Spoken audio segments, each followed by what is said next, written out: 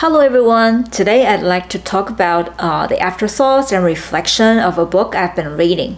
This book is written by Rhonda Byrne and it's called The Secret to Love, Health and Money, a Masterclass. So if you're interested in the law of attraction or the law of manifestation, you must have heard about Rhonda Byrne. And basically, the key concept of the law of attraction is like attracts likes. In the vast universe, our thoughts and our presence create certain kind of energy, and energy creates certain kind of frequency, and this frequency is going to draw the frequency of similar frequencies. Okay, so that's the basic concept. So in other words, if you are a positive person and you think positively, only positive things will come to you. Even if there are negative thoughts, well, you don't attract each other. It just like passes by. Okay, so basically, it feels very energizing because we can change our life if we keep the things we want and live on that level of frequency. Okay, so that's the most empowering thought of the law of attraction and the law of manifestation. So what I have learned the most from this book is from the book called on the section of love. I have realized something. For example, the first points that I learned from this section is to be appreciative of past failures in relationships. And well, after reading it, I feel that this could make sense because past failures happen, especially if they are happening repeatedly. It means there are certain lessons that I have not fully overcome, so that I subconsciously draw similar situations so that I can finally learn how to solve this problem. And so if I can really be appreciative of these failures and begin to learn how to do it, how to overcome it, then this kind of problem will no longer appear in my life because my level of frequency would change and I will not attract that situation into my life. So, and the second point that I have realized in my previous limiting thoughts is that I focus too much on the other person or on the concept of completeness coming from the other person, okay, rather than focus on myself. But we need to realize that in the law of attraction or any kind of universal law, I can only start from myself. I have no control over the other person. So if I want certain outcome to happen, then what I need to do is on myself, not on the other person. Okay, so that's another key takeaway that I get from this section of love. So the power is always in me. So I need to focus on my thinking, my thoughts, what makes me happy and what makes me lasting feelings of being inspired and happiness. Okay, everything should be coming from me instead of the other person. Okay, basically the coming of the other person is just going to be a result of how I treat myself. So in other words, if I want to fall in love with somebody, I want somebody to love me, then I will have to love myself in the beginning, okay, so as to trigger the kind of a law of attraction. Okay, so that is the biggest takeaway I get from this section. My thoughts is the cause.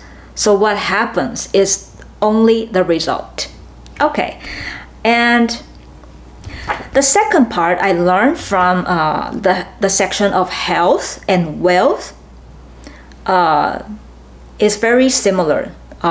First of all, is to be appreciative of everything we own. In terms of health, We need to be thankful for our body, for our energy level.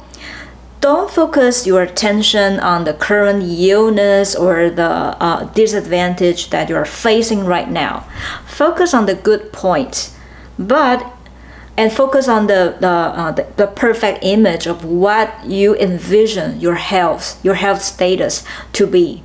Okay, so of course, if you are like undergoing certain kind of treatment for your current illness, do it, but do it with a more happy, more positive vision of this process. It will help.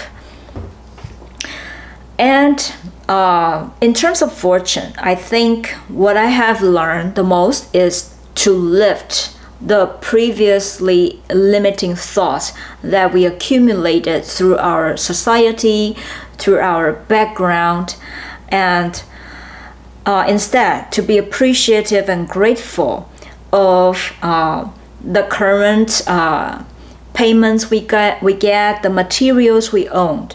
Okay, and every action needs to be taken when you feel yourself inspired to do something. In other words, like vision, creating a vision board, like in your mind or physically on a piece of paper that you hang in your room, is very important. You have to have this reminder of this image as a reminder for the kind of life you want to live. Okay, you want to live. So I think this is what I get from the section on wealth and health. Okay, and it mentioned that if you take actions after this inspiration, everything will be effortlessly because you will be in the status of reception.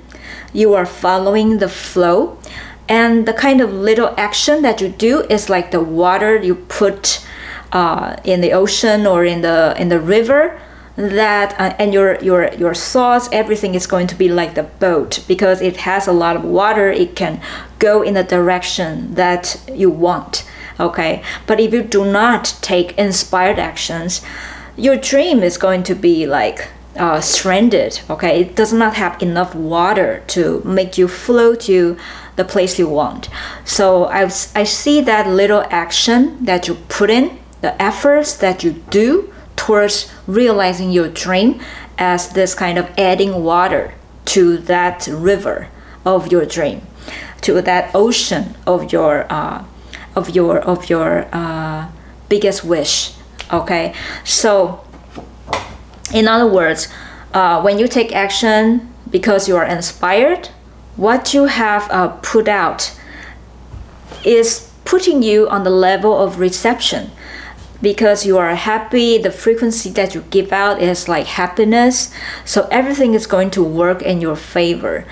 So basically, I feel really like empowered after reading this book. And yeah, personally, I've been trying to apply the kind of positive mindset in my everyday life, not just in love, but also in health and wealth. Okay, so yeah, this can be a little fun experiment on how to live my life. Okay, so I recommend you this book, and I recommend you to practice thinking positively about your dreams and the way you can achieve that. And maybe after a few months, we can all share what has changed in our life. And I wish you all the happiness in the world and or out of this world, and wish you all the success. Bye.